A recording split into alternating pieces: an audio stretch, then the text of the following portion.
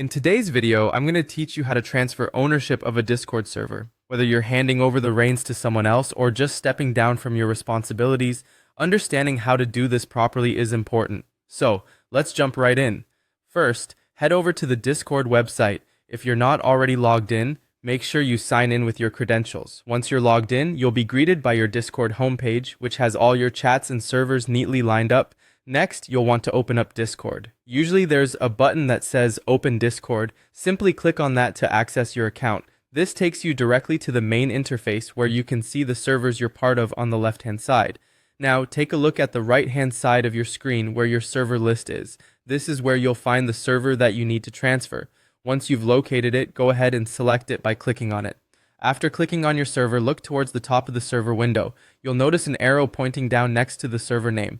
Click on that arrow. This little button is your gateway to the server settings and more. In the drop-down menu, find the Server Settings option. It's a crucial menu that allows you to make varied changes, including transferring server ownership. So click on Server Settings to proceed.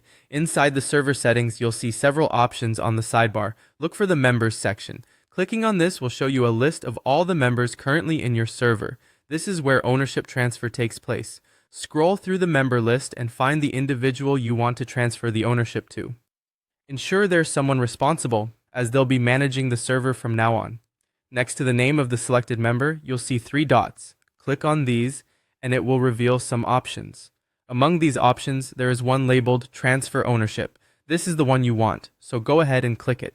A prompt will appear asking you to acknowledge the transfer you're about to make. This step is crucial as it confirms that you indeed want to make this change, so carefully review the details and then acknowledge the transfer.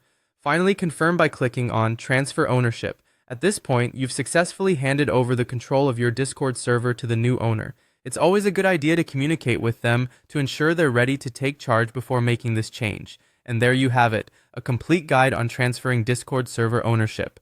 I hope this tutorial was helpful, and if you have any questions, feel free to reach out. Thanks for watching, and have a great day.